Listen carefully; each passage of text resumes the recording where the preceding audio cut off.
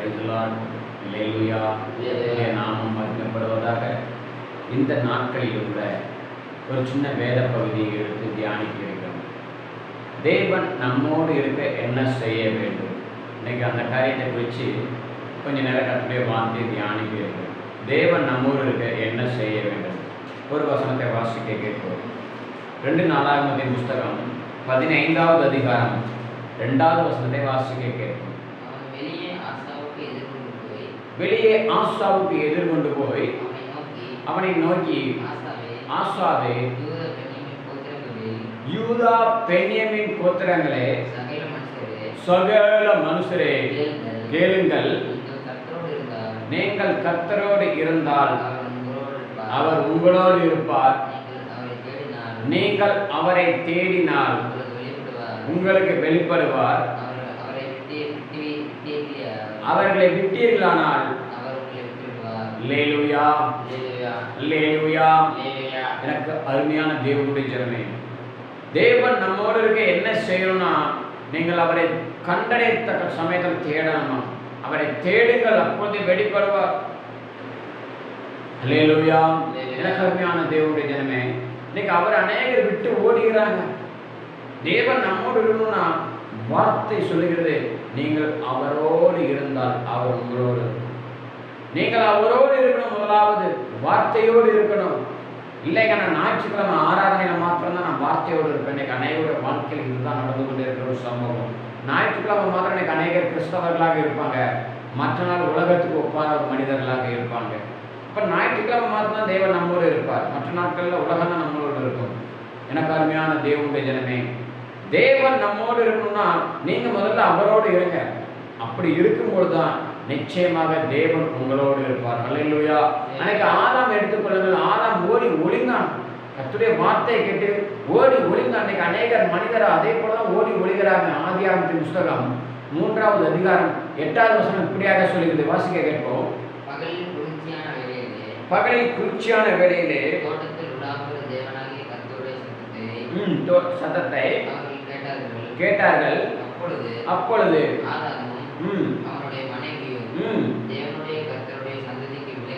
தேவனுடைய கர்த்தருடைய சன்னதிக்கு விலகி அல்லேலூயா, அல்லேலூயா. ஆதாமும் அவருடைய மனைவியும் கர்த்தருடைய சத்தத்தை கேட்டு ஓடி ஒளிந்தார்கள். இன்னைக்கு அநேகர் வார்த்தை கேட்டு பயந்து ஓடுறாங்க, ஒளிகிறாங்க. நீங்கள் அவரோடு இருந்தால் அவர் உங்களோடு இருப்பார். வார்த்தைதான் இயேசு.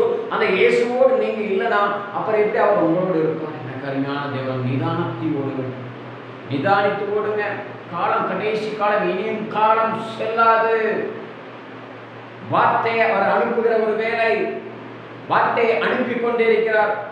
இன்னைக்கு அநேகர் ஓடி ஒளிகிறாங்க, உலக காரியத்தை செய்து கொண்டு ஓடி ஒளிகிறாங்க. ஐயோ, என்னுடைய ஊழியக்காரர் பார்த்து விடுவார், என்னுடைய ஜெப ஆலயத்தில் உள்ளவங்க பார்த்து விடுவார்கள், மூப்பர்கள் பார்த்து விடுவார்கள், உடன் ஊழியர்கள் பார்த்து விடுவார்கள். உலக காரியத்தை செய்து கொண்டு இன்னைக்கு அநேகர் ஓடி ஒளிகிறார்கள். இன்னைக்கு ஆதாம் ஓடி ஒளிந்தான். அல்லேலூயா. எனக்கு அருமையான தேவனே, ஓடி ஒளியாதீங்க. கர்த்தருடைய சமூகத்தில் நித்தமும் அவரை தேடுங்கள். தேடும் போது அவரை கண்டடைய முடியும். வேதம் சொல்லுகிறது. உபாகமத்தின் புஸ்தகம் 28வது அதிகாரத்தில் வாசிங்க. அவருடைய துக்கிரியை செய்து அநேகர் ஒளிகிறாங்க. வாசிக்க கேட்போம். என்னை விட்டு விலகி. உபாகமம் 28, உபாகமம் 28வது அதிகாரம் 20வது வசனம் இப்படியாக சொல்லுகிறது. என்னை விட்டு விலகி நீ செய்து வருகிற உன் துக்கிரியை போல். அப்புறம் வாசிக்கலாம். இன்னைக்கு அநேகர் சொன்ன உலக காரியங்களை செய்து வருகிறாங்க, துக்கிரியான காரியங்களை செய்து விலகுகிறாங்க கர்த்தரை விட்டு. ஆவிக்குரிய காரியம் அல்ல, தேவ சித்தத்தின்படி செய்கிற ஒரு காரியம் அல்ல, உலக காரியத்தை இன்னைக்கு அநேகர் செய்து தேவனை விட்டு விலகுகிறாங்க. அது நல்ல காரியம் என்று வேதம் சொல்ல, துர்க்கிரியை என்று வேதம் சொல்லுகிறது. நல்ல கிரியை அல்ல, அது துர்க்கிரியை, கெட்ட ஒரு கிரியை செய்துவிட்டு இன்னைக்கு அநேகர் தேவனை விட்டு விலகுகிறாங்க. இன்னைக்கு ஆதாம் துர்க்கிரியை செய்தனா, ஆதாம் தோட்டத்தை விட்டு வெளியேற்றப்பட்ட ஒரு சூழ்நிலை. தேவனோடு இருக்கணும்னா, தேவன் நம்மோடு இருக்கணும்னா நீங்க தேவனோடு இருங்க. துர்க்கிரியை செய்துவிட்டு விலகி. வாசிக்க கேட்போம். துர்க்கிரியின் நிமித்தம் சீக்கிரத்தில் கெட்டு போய் அழியும் மட்டும் நீ கையிட்டு செய்கிறது எல்லாவற்றிலும் கர்த்தர் உனக்கு சாபத்தை சஞ்சலத்தையும். நல்லா கவனிங்க, எல்லா காரியத்தையும் கர்த்தரை விட்டு விலகிட்டாங்க. அப்ப என்ன ஒண்ணு, சாபம் தான் அந்த வந்துருச்சு. அல்லேலூயா. கர்த்தருடைய ஆசீர்வாதமா ஐஸ்வர்யத்தை தரும். இன்னைக்கு அநேகர் கர்த்தருடைய காரியத்தை விட்டு விலகி சாபத்திற்கு உட்பட்ட ஒரு ஜனமாக மாறப்பட்டார். ஏன் அப்படின்னா துர்க்கிரியை நிமித்தம். அவரவர் செய்கிற துர்க்கிரியை என்று வேதம் சொல்லி, நல்ல கிரியை அல்ல, அது கெட்ட கிரியை என்று வேதம் சொல்லுகிறது. எனக்கு அருமையான தேவஜனமே, அந்த துர்க்கிரியான காரியங்களை விட்டு வெளியே வாங்க. நீங்கள் கர்த்தரோடு இருக்க பழகிக் கொள்ளுங்கள்.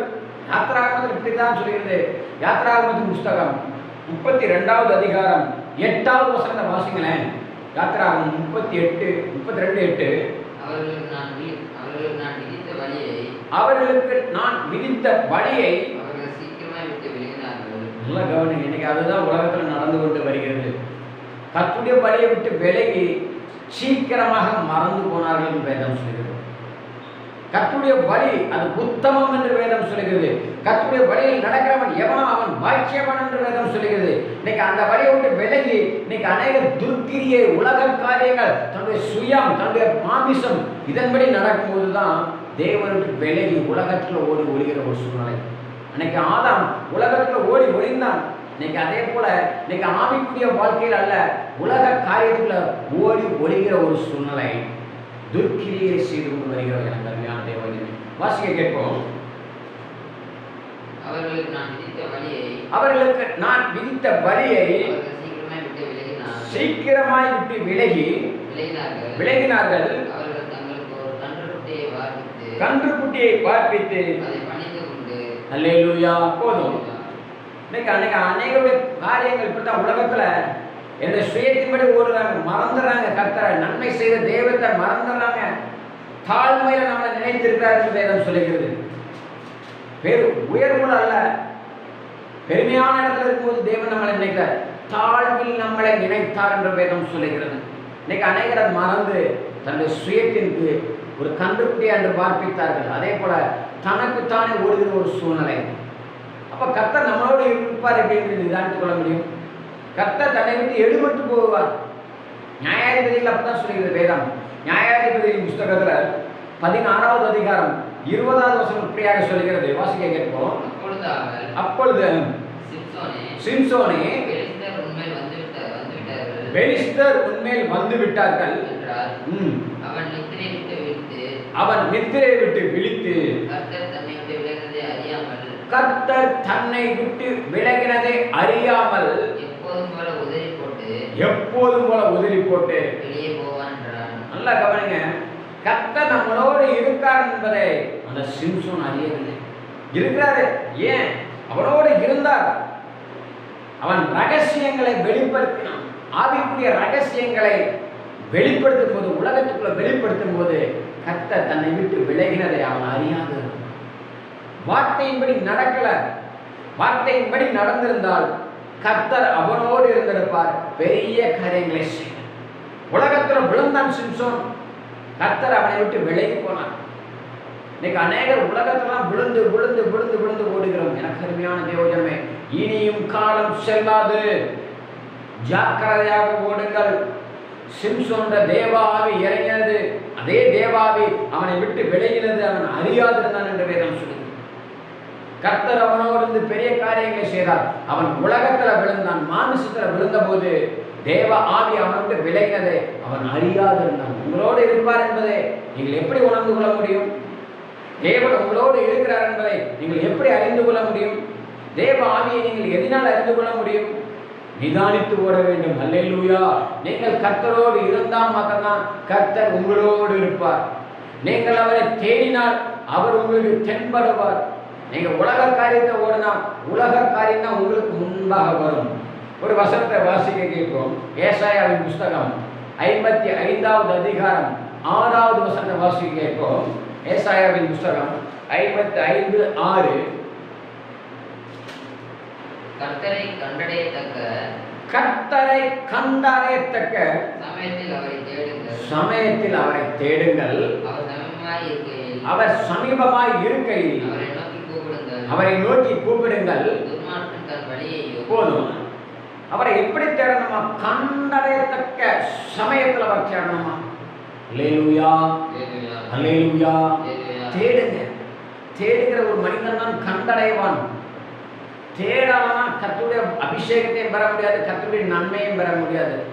இன்னைக்கு அநேக கொஞ்ச நாளைக்கு தேடுவாங்க, சுகம் கிடைச்சா சரிங்க, ஐயா எனக்கு சுகம் கிடைச்சா சரி, என்னுடைய குடும்பத்தில் போராட்டம் நின்னா சரி, என்னுடைய பிரச்சனைகள் மாறினா சரி. இன்னைக்கு அநேக கொஞ்ச நாளைக்கு கர்த்தரை தேடுவாங்க. இப்படி அல்ல, அவர் கண்டடையத்தக்க சமயத்தில் நித்தமும் தேட வேண்டும். அல்லேலூயா. அப்படி தேடும்போது தான் அவர் உங்களோடு கூட பெரிய காரியங்களை அவர் செய்ய அவர் சித்தம் உள்ளவராக இருக்கிறார். அவர் மனதாட்சியம் பார்க்குற தேவன் அல்ல, முகதாட்சியம் பார்க்குற தேவன் அல்ல, மனம் பார்க்குற ஒரு மனிதன் அல்ல.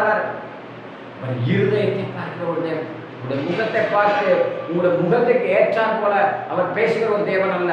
உங்களுடைய இருதயம் எப்படி இருக்கோ அதன்படி அவர் கிரியை செய்ய அவர் வல்லவராக இருக்கிறார். அல்லேலூயா. நீங்கள் அவரை தேடுங்க, நித்தமும் தேடுங்க, இடைவிடாமல் தேடுங்க. நான் ஆராதிக்கிற தேவன் என்னை தப்புவிக்க வல்லவர் என்று அவர் சொன்னது போல நீங்களும் நித்தம் தேடுங்க. அவர் என்னோடு கூட இருக்கிறாங்க அந்த விசுவாசத்தோடு தேடுங்க. கடமைக்கு அல்ல. இன்னைக்கு அநேக கடமைக்காக கர்த்தரை தேடுவாங்க, சுயத்துக்காக ஒரு சிலர் கர்த்தரை தேடுவாங்க, சுகத்துக்காக ஒரு சிலர் கர்த்தரை தேடுவாங்க, ஒரு சிலர் பலனுக்காக கர்த்தரை தேடுவாங்க. அப்படி அல்ல. தேவ ஆவிய இடத்துல வரும்போது தான் நீங்கள் பலன் அடைவீர்கள். இன்னைக்கு அநேகர் பலன் இல்லாமல் போவாங்க. கர்த்தர் உங்களோடு கூட பெரிய காரியங்கள் உங்களுக்கு செய்வார். அல்லேலூயா. அன்று ஒரு கன்றுக்குட்டியை பார்ப்பது சீக்கிரமாக வெளியே போனார். அப்படி விலகக்கூடாது. தாழ்வில் நம்ம நினைத்தார். நான் ஏற்கனவே சொன்னது போல அவர் நம்மளை நினைத்த இடம் ஒரு தாழ்மையான ஒரு இடம். அல்லேலூயா. ஒரு வசனத்தை வாசிக்கல, மத்தேயு எழுதின சுவிசேஷம் 7வது அதிகாரம் 7வது வசனம் இப்படியாக சொல்லுகிறது, கேளுங்கள் அப்பொழுது உங்களுக்கு கொடுக்கப்படும், தேடுங்கள் அல்லேலூயா, அல்லேலூயா. கேளுங்க, தேடுங்கன்னு வேதம் சொல்லுகிறது. ஆவிக்குள்ளான காரியத்தை தேடுங்க, ஆவிக்குள்ளான வாழ்க்கையில நடங்க, உலகத்துக்கு அல்ல. கேளுங்க அப்பொழுது உங்களுக்கு கொடுக்கப்படும், தட்டுங்கள் அப்பொழுது உங்களுக்கு திறக்கப்படும். உங்களுடைய வழியை பார்த்து நடங்க, அப்பொழுதுதான் அவர்களுக்கு வழிகளை காண்பிப்பார். உலகத்திற்கு அல்ல. அவர் நம்மளோடு இருக்குன்னா அவரை தேடுங்க. கண்டடைச்சுட்ட சமயத்தில் அவர் தேடுங்க, நன்மை செய்யுங்க. அவர் நன்மை செய்தார் உலகத்தில் ஒரே ஒரு வசனத்தை வாசிச்சு முடிக்கல. ஆமோஸ் நிருபம் 5வது அதிகாரத்தில் 14வது வசனம் இப்படியாக சொல்லுது. ஆமோஸ் 5வது அதிகாரம், சீக்கிரம். அல்லேலூயா. கருமையான தேவஜனமே, அவர் நன்மை செய்கிறவராக நீங்கள் பிழைக்கும்படிக்கு தீமையை அல்ல நன்மையை தேடுங்கள். நன்மை தான் இயேசு. அவர் நன்மை செய்கிறவராக இந்த பூமியில சுற்றி திரிந்தார் என்று வேதம் சொல்கிறது. நன்மையை தேடுங்கள், நீங்கள் நன்மையை தேடுங்கள், அப்பொழுது நீங்கள் சொல்லுகிறபடியே சேனைகளின் தேவனாகிய கர்த்தர், அல்லேலூயா, அல்லேலூயா, சேனைகளின் தேவனாகிய கர்த்தர் உங்களோடு கூட இருப்பார். நன்மையான காரியத்தை செய்யுங்க, நன்மையான காரியத்தை தேடுங்க, கர்த்தருடைய சமூகங்கள் நித்தமும் நாடுங்க, அவரை கண்டடைச்சக்கத்தவரை தேடுங்க. எனக்கு அருமையான தேவஜனமே, 2 நாளாக பார்த்தது போல நீங்கள் கர்த்தரோடு இருக்க பிரயாசப்படுங்க. கொஞ்ச நாளைக்கு அல்ல, வெளிப்படுத்துவது சொன்னது போல இனியும் காலம் செல்லாது, கடைசி நாட்களில் வந்திருக்கிறோம், அநேக உபத்திரவ காலத்தில் வந்திருக்கிறோம். எனக்கு அருமையான தேவஜனமே, ஜாக்கிரதை உள்ளவர்களாக ஓடுங்க. ஜாக்கிரதை மிக மிக அவசியம். தன் ஓட்டத்தில் ஜாக்கிரதை உள்ளவர்களாக ஓட வேண்டும். அநேகர் ஞாயிற்றுக்கிழமை கிறிஸ்தவர்களாக இருக்கிறோம், அநேகர் ஒரு சில நாட்களுக்கு கிறிஸ்தவர்களாக இருக்கிறோம். அப்படி அல்ல, நித்தமும் தேடுங்க. தாவீது சொன்னது போல, நான் எப்போதும் கர்த்தரை ஸ்தோத்தரிப்பேன், எப்போது எந்த காலத்திலும் அவர் ஸ்தோத்தரிப்பேன் என்று சொல்வார். நித்தமும் அவரை தேடும் போதுதான் அவர் உங்களோடு கூட இருப்பார். Hallelujah, hallelujah, hallelujah. Praise the Lord.